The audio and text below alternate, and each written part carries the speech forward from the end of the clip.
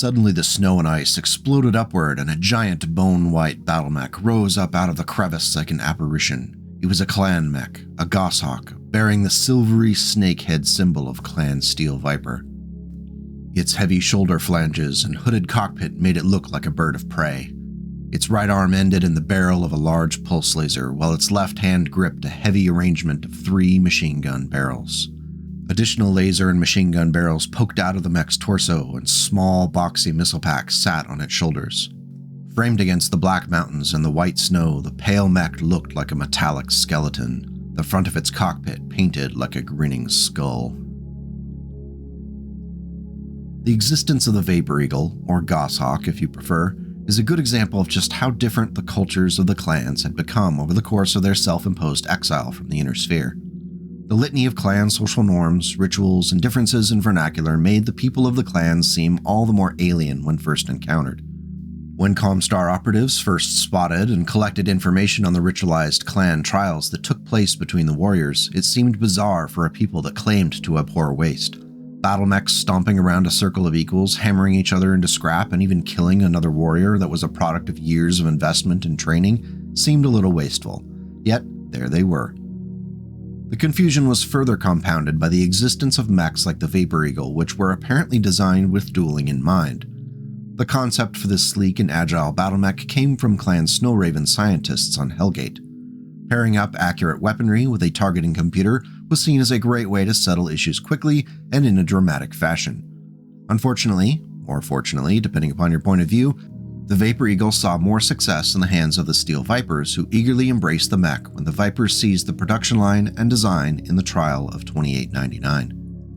The Vapor Eagle was first produced in 2863 and was similar to the Vixen and Hellhound in that it employs clan technology to great effect while still not crossing that Rubicon to the land of the Omnimech. Of course, this doesn't mean they were any less dangerous. For those seeking to resist the occupation of clan forces or seek to liberate clan-held planets, these second-line battlemechs were still extremely deadly. Weighing in at 55 tons, the Vapor Eagle is pushing the limits of what could be considered a medium battlemech. All the bells and whistles we've come to expect from clan mechs are there, including the endosteel frame, XL fusion engine, and ferrofibrous armor. The designers of the mech went even further, seeking to maximize agility with large arm baffles that were intended to improve the mech's jumping ability through a rudimentary employment of aerodynamics. It's something the clan scientists would flirt with over the years and ultimately resulted in the partial wing technology made famous in so many Dark Age clan Jade Falcon battlemechs. While the Vapor Eagle's sleek construction likely contributed very little, if any, lift to the battlemech in mid-leap, it's nice that the attempt was made. Mechs with large numbers of jump jets should at least look good doing it. A positive consequence of that baffling was that Mechwarriors have reported leaping, and more importantly, the landing of the mech is much smoother and less jarring than with other battlemechs. The 330 XL fusion engine allowed the Vapor Eagle to travel at up to 97.2 km per hour, which is impressive for a 55-ton mech. This speed, combined with 6 jump jets, allowed the mech to hunt down lighter mechs and bring its weapons into play at close range. 9 tons of ferrofibrous armor might seem a little bit light, but consider it's still 172 points of armored protection. Those who fired upon the Vapor Eagle quickly learned that it would take more than a few medium laser hits to pierce its hide. As far as weaponry goes, the original Vapor Eagle carried a variety of extremely dangerous and entertaining weaponry that would make any war crime aficionado squeal with joy. The Colibri Delta Series large pulse laser located in the mech's right arm was the primary threat, though it was easily rivaled by the trio of Series 14A medium pulse lasers. 2 were located in the right torso and the third nestled in the left torso. Moving into the short range, things get even more entertaining with a pair of Streak SRM-2s split between the side torsos and 4 Series 11B machine guns, 3 in the left arm and 1 in the left torso. Creating a Mech Frog variant for this thing was incredibly difficult, by the way. It's like whipping out the hammer and chisel and trying to improve upon the Elgin marbles. It just can't be done. The best part, or most horrifying part if you're on the receiving end of this incoming fire, is that it's all aided with a targeting computer. That means those pulse lasers receive a -3 on their 2 hit rolls. For example, standard setup, both the target and shooter have run their +2, gunnery skill of 3, medium range +2, a typical 2 hit roll of 9+ becomes a 6+. That's a big deal and downright scary if you're a light mech that relies upon that +3 from running to stay alive. You have to be lucky every time, but the pulse laser wielding death machine only has to be lucky a few times. Now, needless to say, but I'm going to say it anyway to pad the runtime on this thing, is that you do not want to be in a light or a fellow medium mech when there's a Vapor Eagle running around. Though primarily deployed among Steel Viper garrisons, the mech would see distribution among other clans as a result of trials. A significant number of Vapor Eagles ended up in Clan Jade Falcon hands when the Steel Vipers were booted out of the Inner Sphere in 3061 following the Hegira War. Mad respect for Con Martha Pride there for kicking butt. As time passed, there were field refits and official variants that mixed things up with alternative loadouts. I'm not going to say they're upgrades because most of the time the changes were needs specific and made the mech more of a niche design or tailored it to a specific role, or I just plain don't like them. For example, the Vapor Eagle 2 leapt onto the scene in 2912 with a shift toward a more singular heavy hitter loadout. The Ultra AC-10 in the left torso gave the mech a powerful punch rather than a more distributed damage set, though it did come at the cost of accuracy and relying upon a ballistics logistics chain. Backing up the UAC-10 were a couple of medium pulse lasers and the 4 machine guns from the original loadout. All of this required a drop in the heat sinks to 10 double, which is an issue if you're leaping the full 6 hexes and double firing that UAC-10. If it wasn't obvious by the tone of my voice, I'm not a big fan of this variant. I don't think what the UAC-10 gives you is worth the price. The Vapor Eagle 3 was developed by the Steel Vipers shortly after their departure from the Inner Sphere. Seeking to modify the design with the latest and greatest in technology, most of the mech's weaponry was swapped out for alternatives. The 3062 Vapor Eagle 3 featured an ERPPC in the right arm, along with 3 medium-heavy lasers, 2 in the right torso and 1 in the left. The 2-streak SRM-2s were downgraded to standard SRM-2s, and the machine guns were pulled to make room for an advanced tactical missile 3 launcher in the left arm. 15 double heat sinks were installed to try to keep the mech cool. It's an interesting loadout as the ERPPC can of course be deadly at all ranges, but that ATM has only 1 ton of ammunition, so choices have to be made to either bolster that long-range damage or go for the default generalist attack or embrace that sweet high explosive close-range damage. I suspect that many Mechwarriors chose to go with that short-range option as all the other secondary weapons max out their ranges at 9 hexes. Staying at long range with the Vapor Eagle 3 would leave a lot of firepower on the table. In 3066, the Vapor Eagle 4 was introduced, which was seemingly an attempt to create a mid-range brawler. It carried 4 ER medium lasers in the right arm, 3 ER small lasers in the left arm, and 2 ATM-6 launchers split between the left and right torsos. Each launcher received 2 tons of ammunition, so at least there's some possibilities to mix up ammo types for the loadout. 17 double heat sinks were adequate for most circumstances. The biggest issue for the Vapor Eagle 4 was the build required pulling the jump jets from the mech, leaving the movement profile at a 690. Now I know I'm on record as a fan of jump jets, so I'm more than a little biased. However, there's nothing here in this loadout that is so fantastic that it trumps the original design.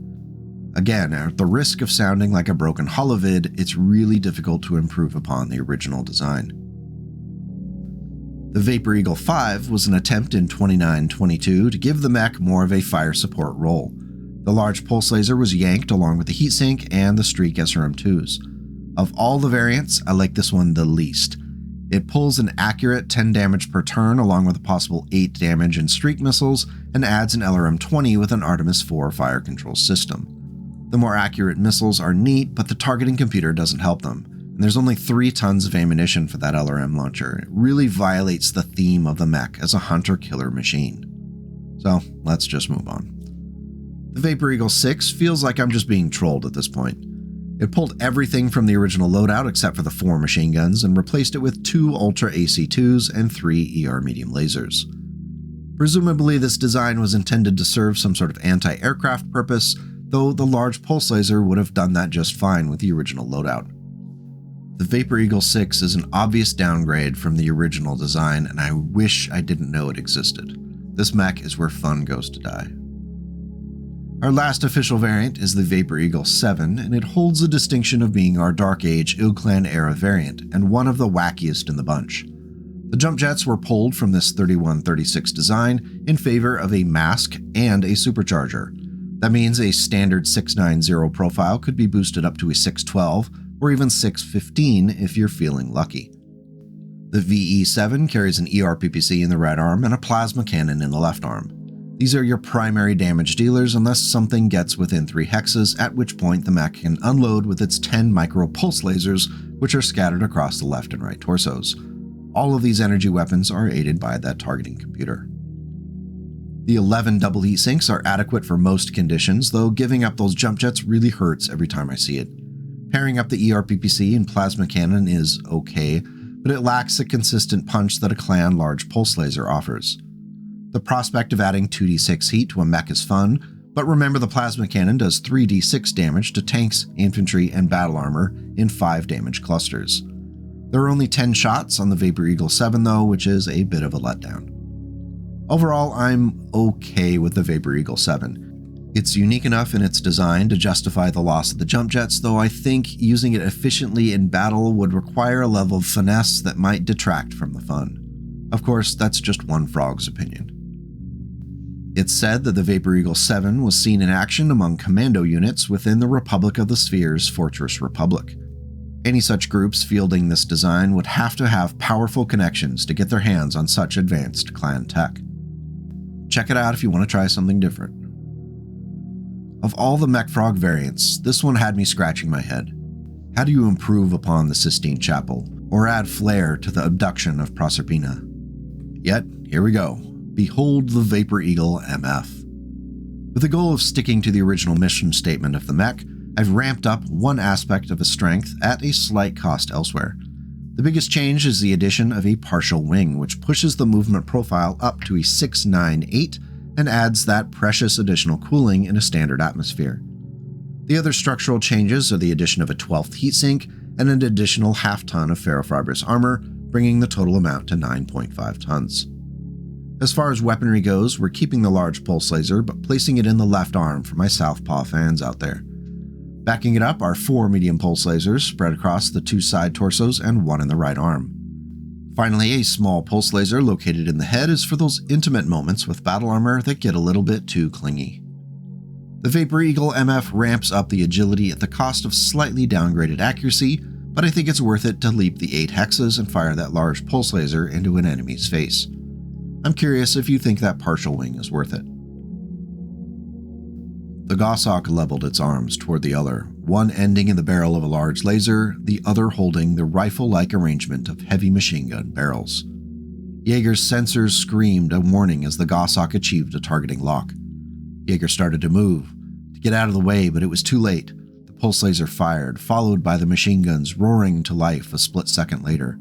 A rapid succession of emerald bolts came straight at the other's cockpit, boiling away armor and reflective layers of shielding before a hail of gunfire penetrated the outer hull and riddled Jaeger's body with high-caliber bullets. The last thing Carl Jaeger saw was the grinning skull face of the Goshawk and the emblem of Clan Steel Viper.